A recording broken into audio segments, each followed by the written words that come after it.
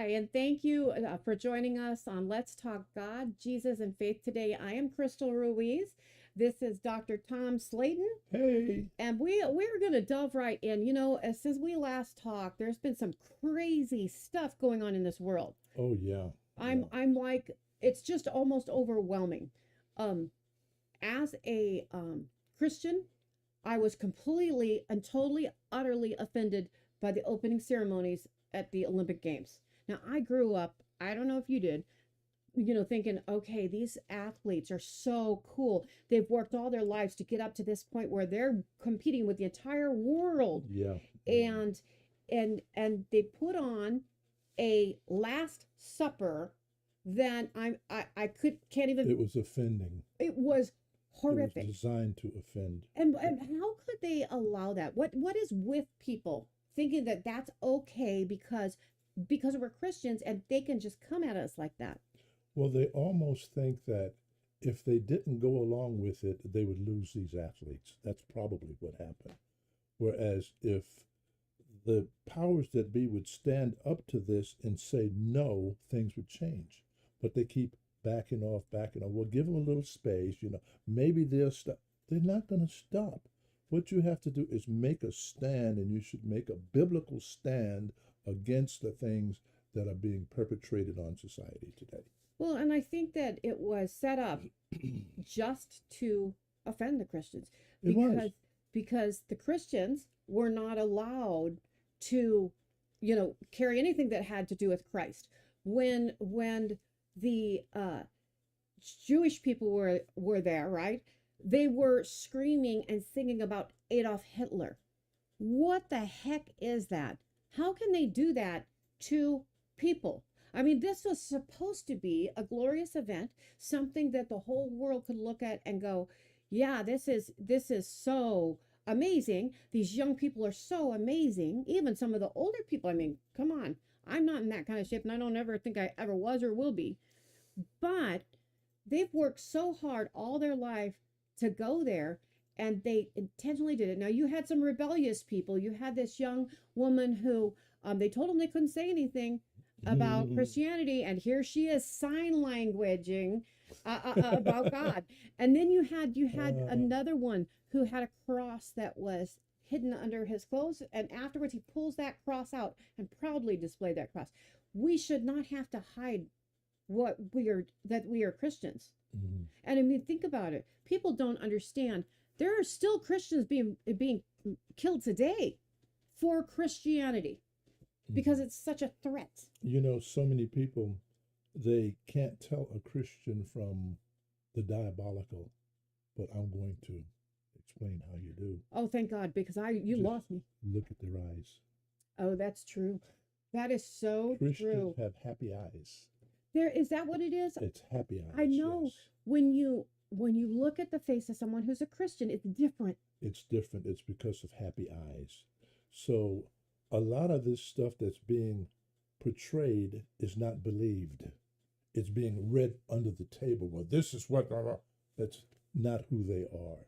So what we have to do is overcome all of this stuff with our happy eyes, but along with happy eyes, make a happy mouth. Say no. Hmm. I'm not gonna put up with this.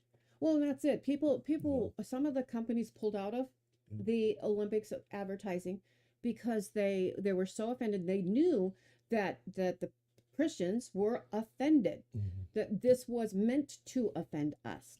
Yeah. And it was horrible. And then the icing on the cake for me was people cheering on a man beating up, physically punching a woman in the face. They thought this was a good thing. This is abuse.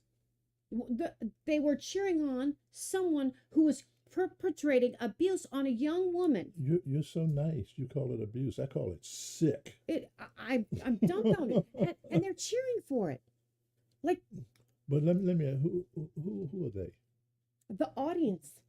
The, This the idiots. well, I can't say that. You know what I mean? Well, Can't say that. I But can. but I'm thinking to myself, there's got to be something that we can do as Christians to stop this. And the only thing I can come up with, and I know you're going to agree, but I want to hear your side, We got to open our mouths and say it's wrong. We can't just sit here and be Well, all nice and it's all not pray for even you. it's not even opening our mouths. You know, back in the 50s and 60s, they opened their mouths. In the 70s and 80s, they just kind of went along with it and took it, etc., etc. But for somewhere, some reason, the idea has come up that Christians cannot make a stand, Mhm. and you certainly cannot get physical. I'm sorry, sometimes that's the way it has to be. I've had a guy as a pastor, he got in my face and he told me all he's going to do. Mhm. And I told him, I said, you know, there's one error in your thinking. He says, what are you talking about? I says, you think I'm going to stand here and let you do it. I Mhm. said, but I'm going to knock your head off that quick. I said, I will smack you silly. Now get out of my face. He goes, oh, enough. Hmm. See, but for the Christians that think, oh no, can't do anything because the Christians in the Bible, they were so nice. Are you kidding? How do you put nice and war together? No, and don't you think? I mean, you It's can't. crazy. You can't. But yet that's what is being done. We're being given a label and a direction that we think we have to go. We don't have to go that way. Hmm. I don't have to put up with this. We don't have to put up with all of the abuse that's coming down just because the abusers want to do it that way. Well, that's it. And they're the ones who are saying Yeah, that we can't say something. Why? Because when we rise up as Christians, we are powerful. Our God is powerful. this is the way it used to be. A guy would say this about you. You know what you say? Your mama.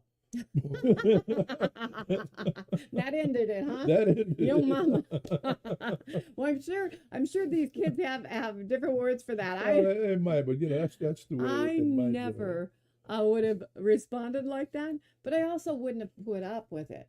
Yeah, yeah, I just don't, people need to turn off right. that Olympics. If you want to cheer them on, pray for them, don't even watch it. No, well, It's here's horrible.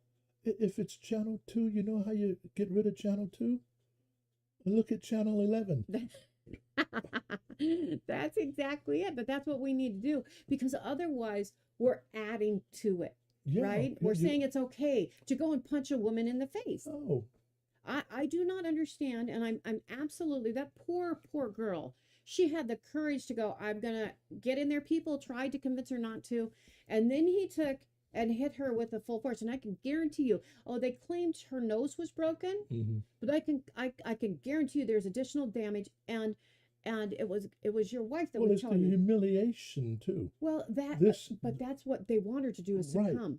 this down at the supermarket here in town, I was getting out of my wife's van, and this guy got out of the van next to me. It was like one space away, and he pulls this woman across the from the driver's seat and smacks her. Ooh. Pow! And he turned and looked at me. I said, "Don't do it again." He said, "What did you say?" I said, "Don't do it again. Do you understand me?"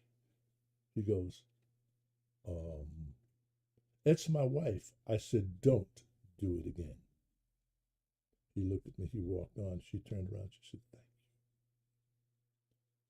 The reason so much goes on, Crystal, is nobody says anything about it because we're Christian.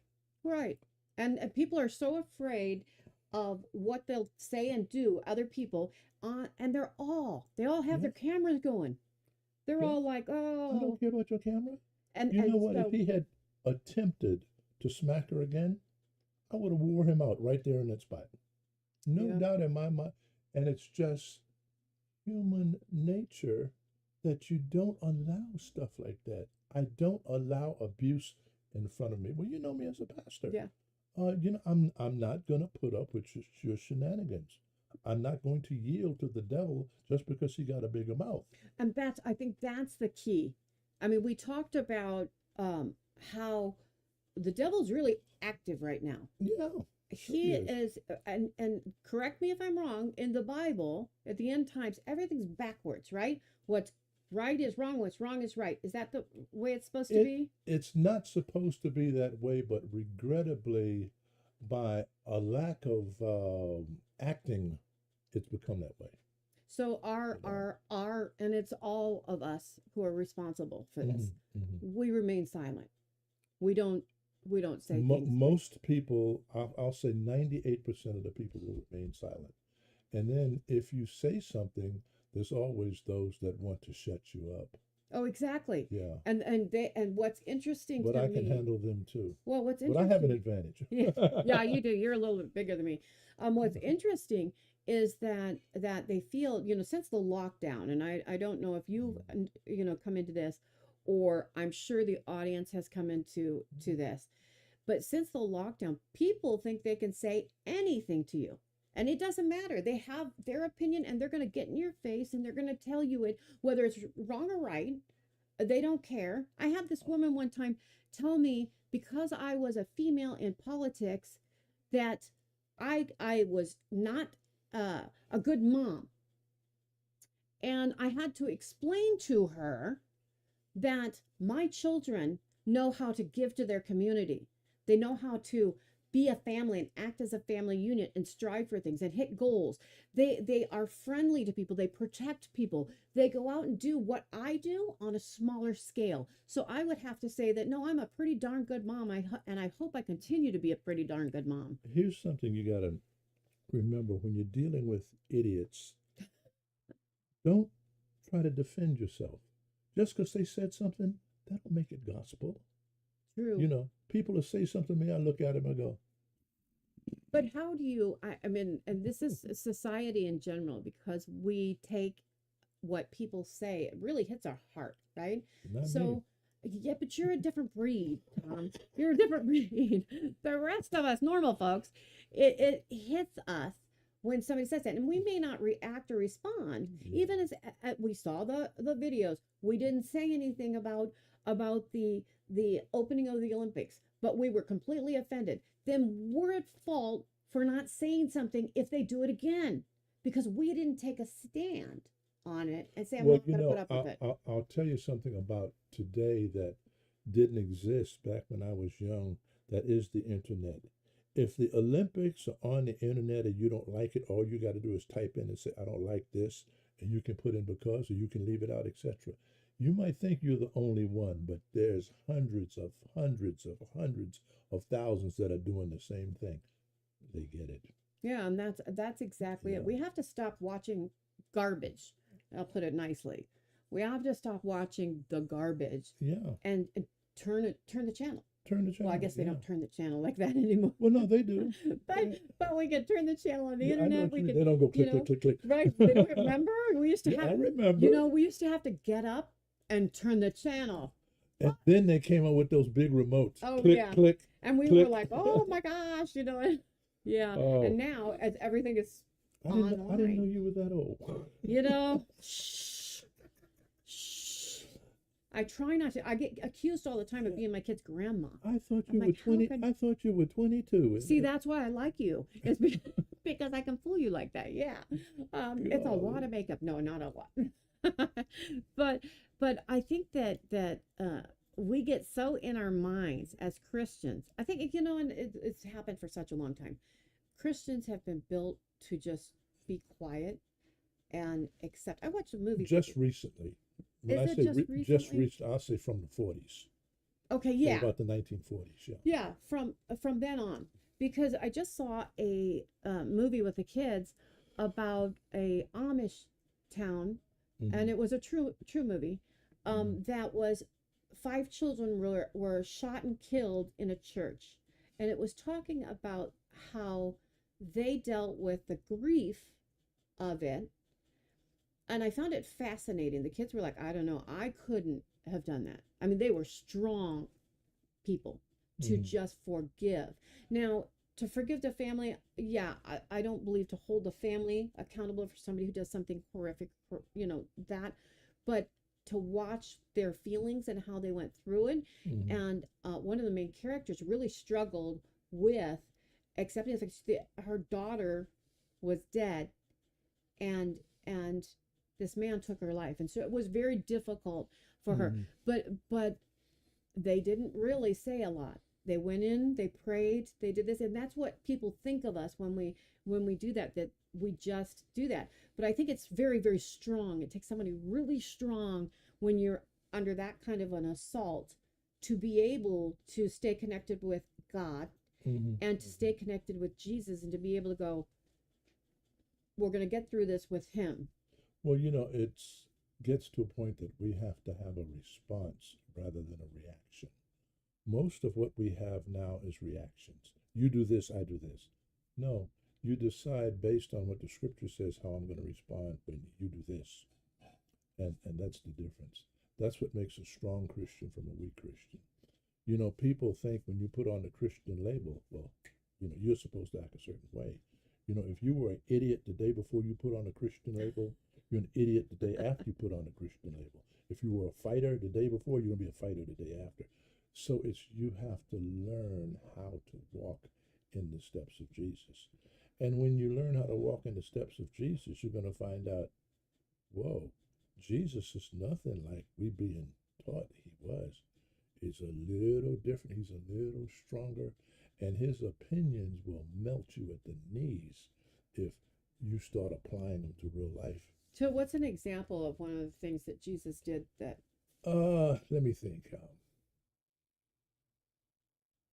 Jesus could look at you and you knew you were totally out of line.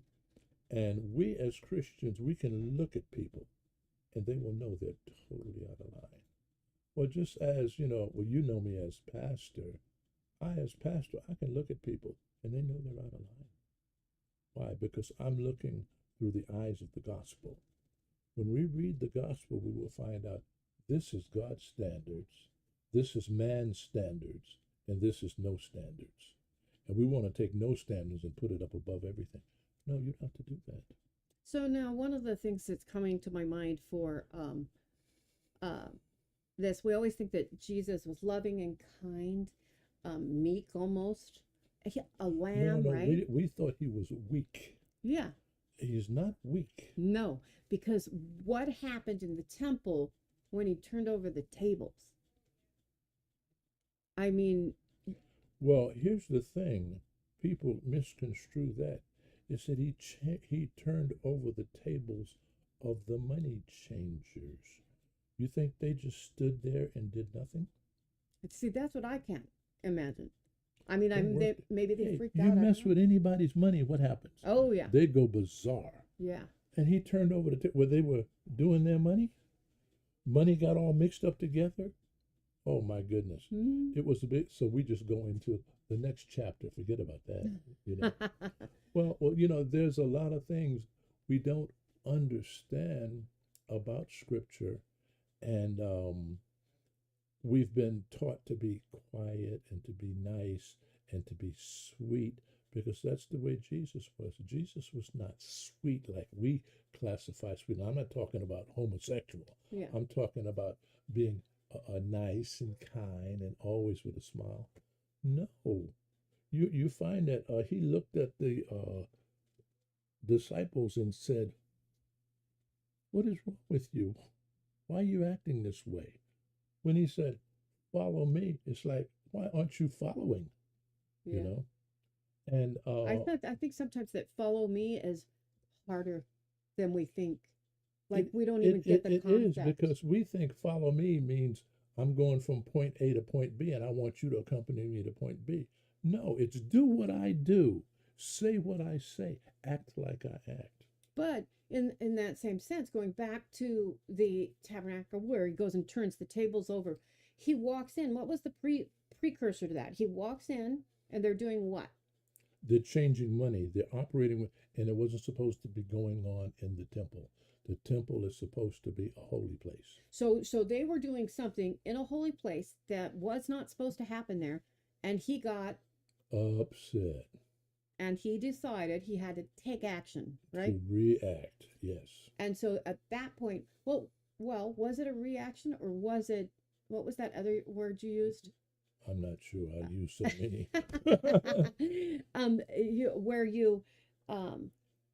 you can react to something or you can respond. Yeah. So he reacted Oh, he reacted there. Yeah, he didn't respond to that. because it was the right thing to do. Yes, it was the right thing to do in that they knew what they were doing. You know, people, they know when they're violating you, Yeah. and they will push it to A, and if you don't react, they'll push it to B, and if you don't react, they'll push it to C, where you finally respond, and they look and well, I'll push it to C and a half. Now you react, and everything backs down. I think that that's what needs to happen for the Olympics. That Uh, girl, it's the image of her Well, what getting hit. someone needs to just turn and say, stop it. Yeah, this has to stop. Yeah, no, no, no, stop it. Yeah. Not it has to stop. You stop it. Right, but what I'm And saying is yeah, the whole situation, we need to start saying stop it. hmm The Christian family needs to say stop it. We should never tolerate abuse of anyone. well, you That know, was public. He could have killed her. And she may still have brain damage because when you're hit here, it affects more than here. When you say a broken nose, I don't know about you, but well, you and because you're very large and 6'8" and you could I'm handle not, yourself. But I'm not big. if somebody punched, a woman in the face here, they could break everything. And right here, I tell you, my daddy was 82nd Airborne attached to CIA. My dad showed me multiple ways on how to, well, let's just say protect yourself.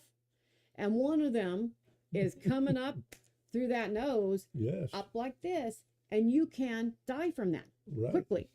Very much so, because you drive that right into your brain. Right. And Yeah. so she probably later on is going to have issues with that. hmm How horrible is that people around the world were cheering this on?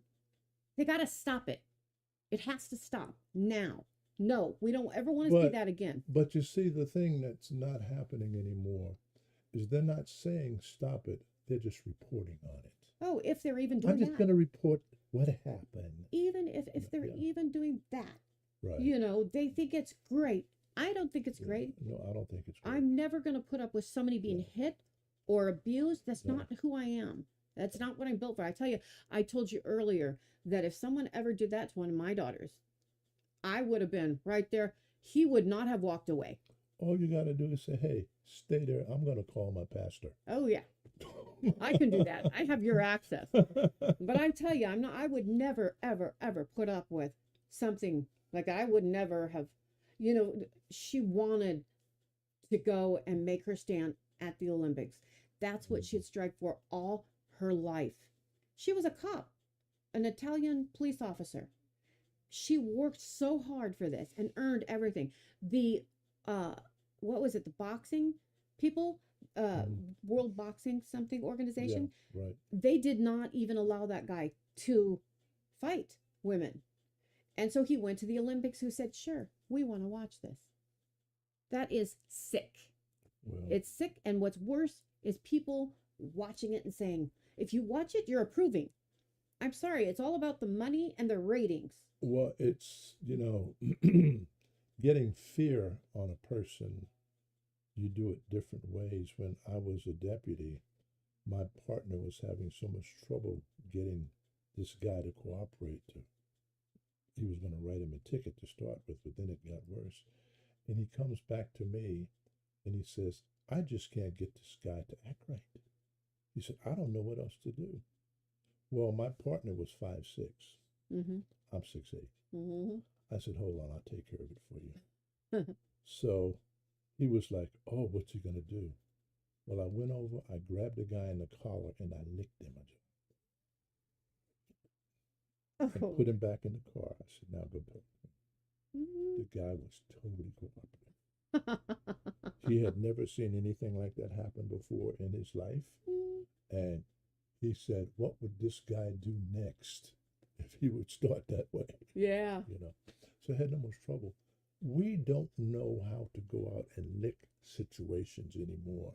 We put back, oh, well, we just got to put up with this because they're this and they're from this side of town. And somebody said, I don't care how prominent you are. Mm-hmm. You know, I'm not afraid of somebody in prominence. I've told a lot of prominent people, you need to sit down and be quiet because you have no clue what you're talking I about. can attest to that. I've seen you do that. And but it's right. And I think you have the courage to stand up for what's right and what's godly, and you aren't afraid to use that. No. For Christians, especially new Christians, I think that's something that it's hard to come by when Well, you're new. the people who are becoming Christians new, they think they have to come out of where they are into this newness where everything is good and everything is fine and I say the right thing all the time. You know what? Once you accept Christ as Savior, if after you do, you said a bunch of bad words, you'd still be a Christian. You just got to learn how to live according to the way Christ lived. But the acceptance of Jesus and becoming a Christian is different from living the life of Christ. That comes after you become a Christian. That comes after you make a decision. This is the way I want to be. You know, I'm at the point in my Christian life, I'll let you talk a long time before I hit you. Whereas when I first, you say one thing, bam, you know, you're sucking your teeth. Mm-hmm. But it's different. You start to grow up spiritually, and that's what growing up spiritually is all about. And I think that's key. And I think, I tell you, I've been a Christian pretty much all my life, Mm-hmm. and I still make huge mistakes. And one of them, You and I do. really honestly think that Jesus should have drove a car, and that he should have been in traffic, because then maybe I would have an example of how I should be. Because every time I turn around, I get cut off. People are doing all kinds of crazy things. My kids are going, "Mom, get the swear jar, put it in the car." That's just the Lord showing you the area that you have to grow in. You have to grow in tolerance. I tell you, I channel you sometimes, and I've learned to turn a different direction when I'm just like, I gotta Crystal, back off. I followed a lady down San Jacinto Street to Florida Avenue. Finally, she stopped. She got caught at the light. I pulled up behind her. I reached to open my door, and the Spirit of God said to me, "Now, what do you plan to do?" Oh. I got back in the car. I turned the corner. Isn't it interesting? But he talked to you. Yes, yes, He talked to you. And new Christians, yes. does he talk to new Christians? More so than old Christians. Really? Why Mhm. is that? Because old Christians are supposed to know not to do some of the things that come to mind. We're Yeah. supposed to mature. New Christians don't know. Hmm. They don't know you can't act that way. You know. Yeah.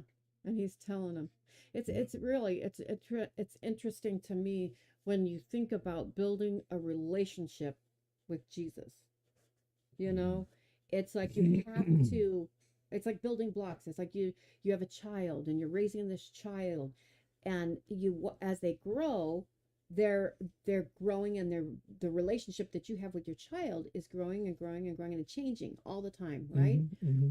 And so when you're a new Christian, or sometimes people don't get it until later on, and you're an older Christian, but that relationship with Jesus changes over time, right?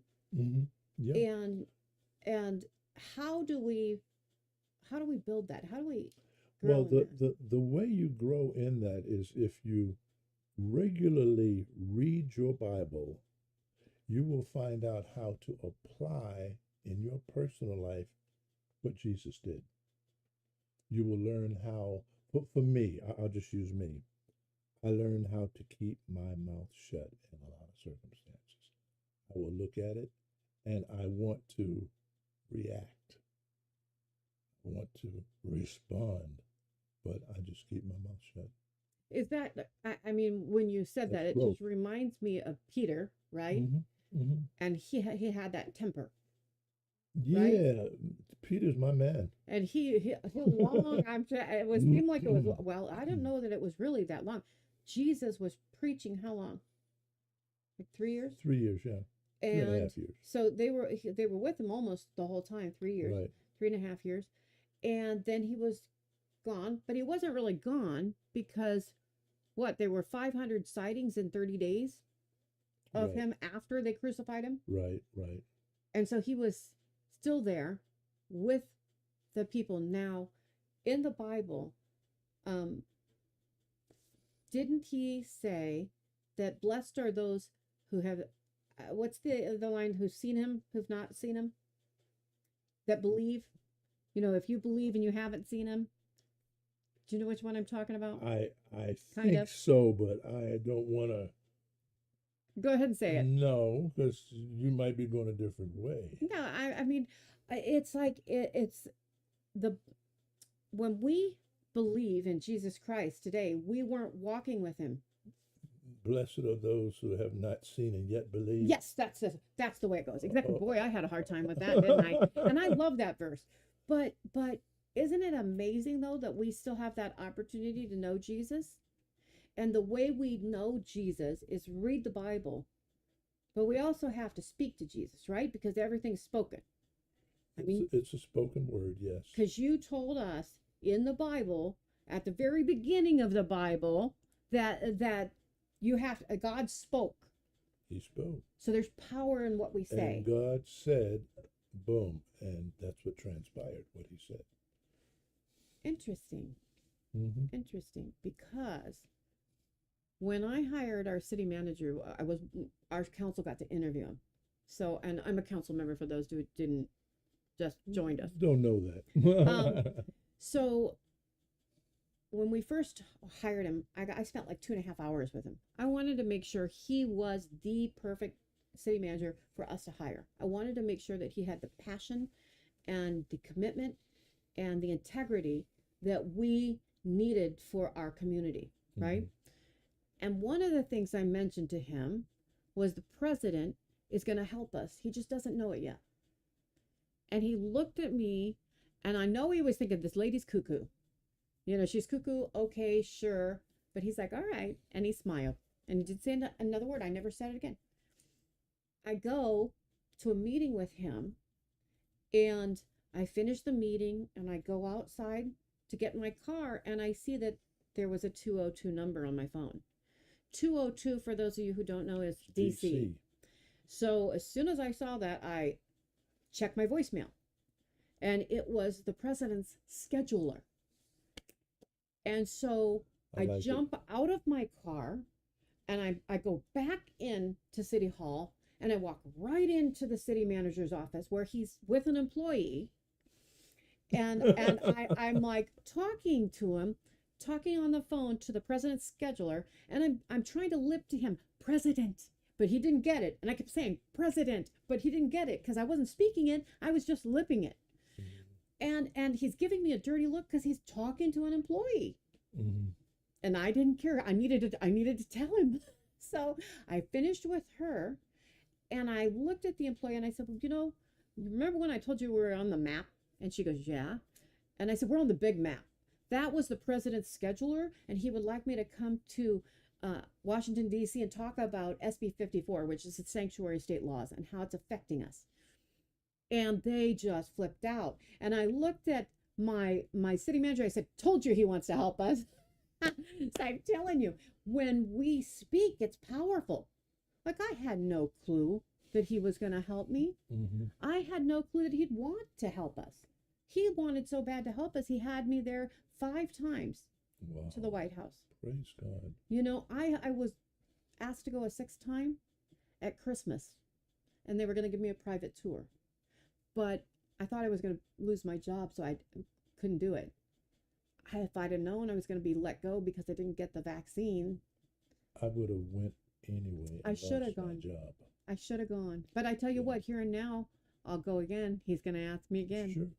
And I believe it because I know that when we speak it, it's powerful. And God knows what we want. God knows. I remember when I was homeless and I couldn't walk, and I had just been told I would never walk again. And it was the day that after 9/11, when President Bush spoke to Congress. Mhm. It's not like now you can, I'm gonna borrow this. It's not like now you could pull up a phone, you can look at a video, you can record things, right? Mhm. It was, we had a flip phone, right? You couldn't record anything. And if you took a picture, it was the worst picture you've ever seen if you tried to print it. I'm telling you, it was horrible. So here I am watching, because we wanted to watch the speech, right? Mhm. On a 6-inch little TV with a coat hanger for the antenna. And we're like this, trying to make sure it came in, and, and it was all fuzzy, but we could see it. And I watched the Democrats and Republicans stop being Democrats and Republicans. And they started being Americans. What a concept. That's exactly what I thought. I didn't say a word. Not a word. We get back to the camp, and that night it was really, really cold, and we're sitting in front of the fire. And I said, I don't care what those doctors say. I'm going to walk again. And my dad was there. Mhm. He looked at me and he said, well, call the president and tell him.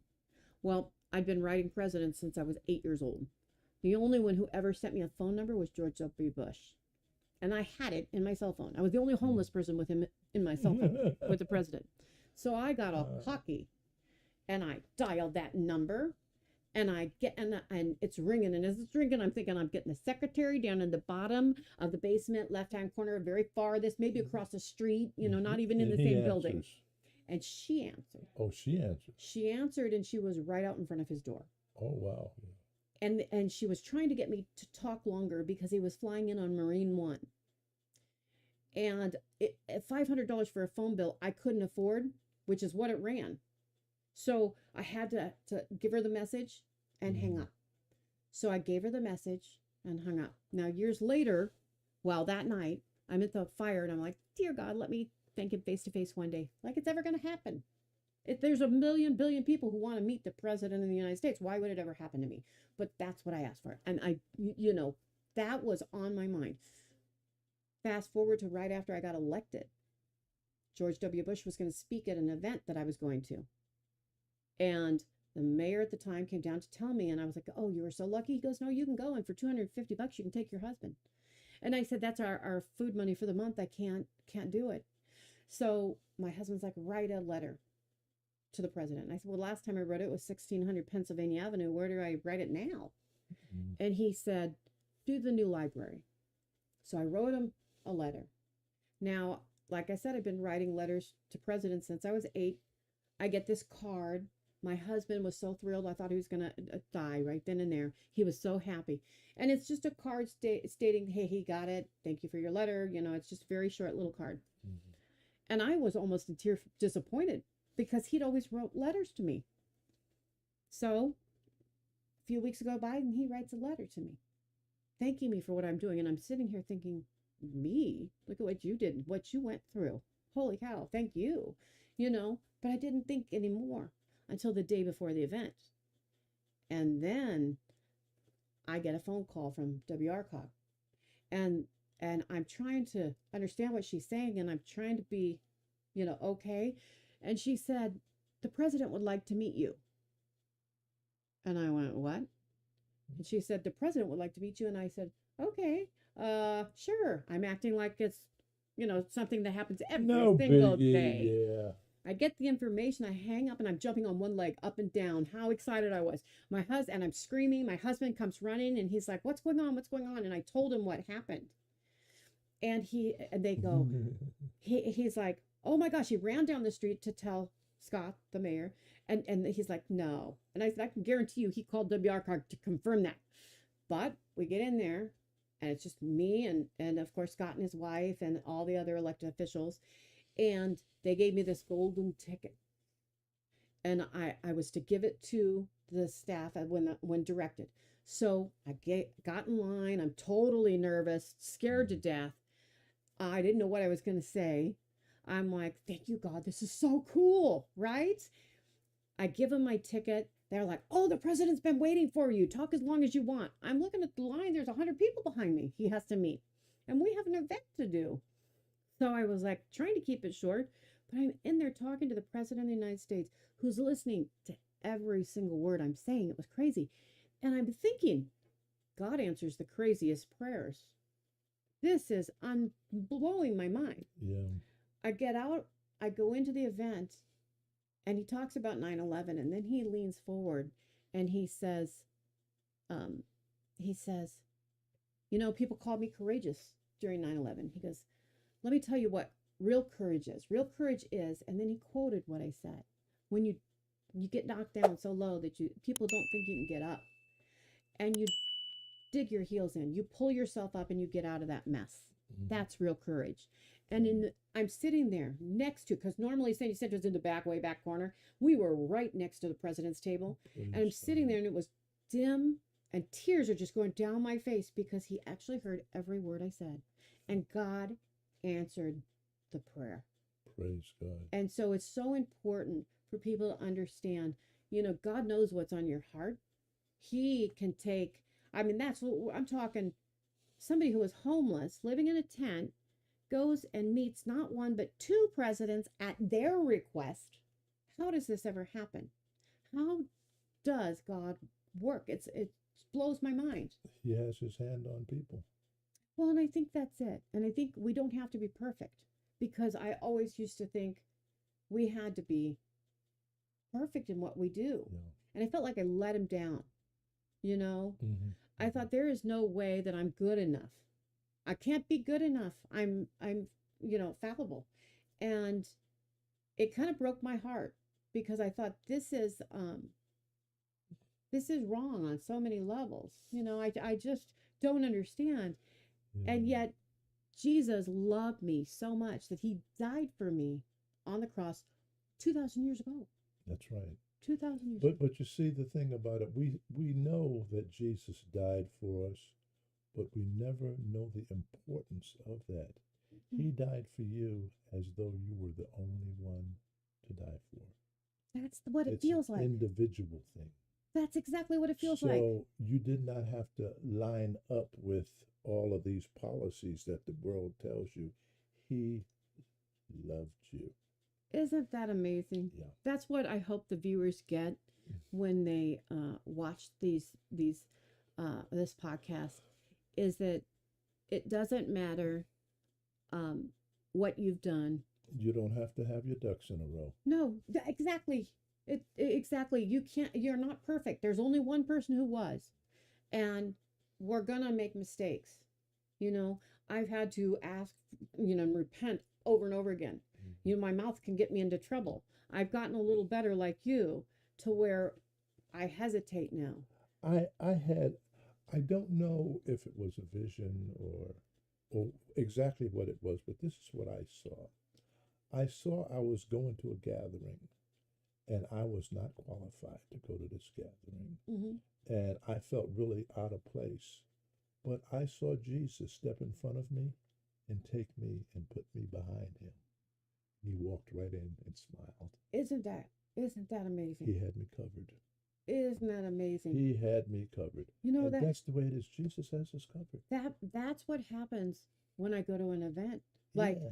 I walk in, and if Scott, the mayor at the time when I went to see the president, Trump, Scott said to me, he came down the street. He's so amazing and such a good Christian that he's tuned in, I guess, to what God's saying. And he walked in and he said, Crystal, he said, you're going to walk into a room of people whose resumes are this thick. Your resume is this thick.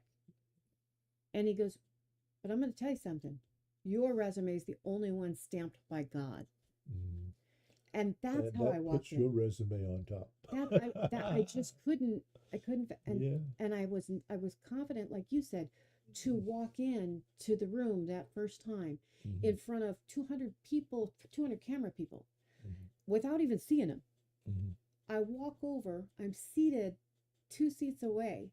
I'm the third seat away from the President of the United States.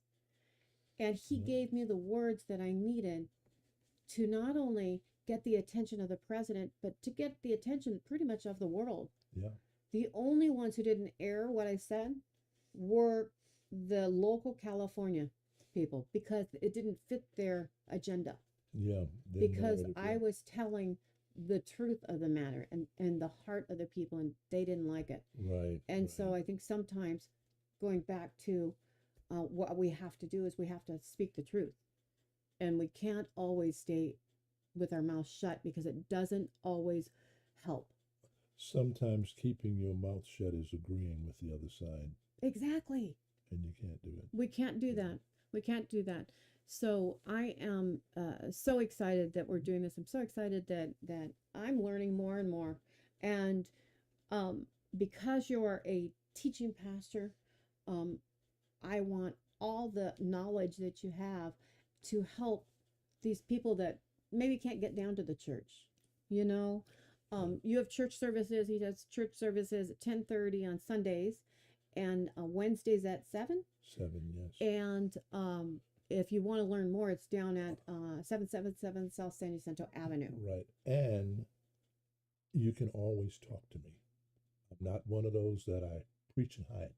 Oh no. I just stay right there. You got something to say? Come on up and say it. And you know what's interesting, and I want everybody to understand is that you are going to tell them the truth. So don't ask if you don't want to hear the truth, Right. because you know sometimes you say it like it is, and it's hard.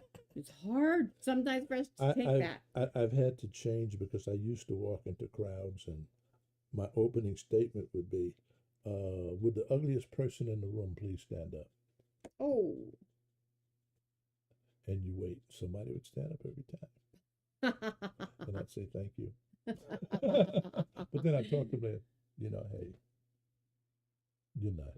That's just the way you have to change how you feel about yourself. Well, you have to change your vision. Yeah. Isn't that it? And Yeah. that's one of the things we're going to talk about maybe next time is our vision. Is it in line with God's vision? And we'll kind of go down that path. It can be. It's not generally, but it can be. Well, and I think he Helps us. well, and he helps guide our steps. Yes. You know, Yes. we're never going to be perfect, but he guides those steps. So hopefully people are getting a lot out of this. We want to thank you for joining us today at Let's Talk God, Jesus, and Faith Today. See you next time. Bye-bye.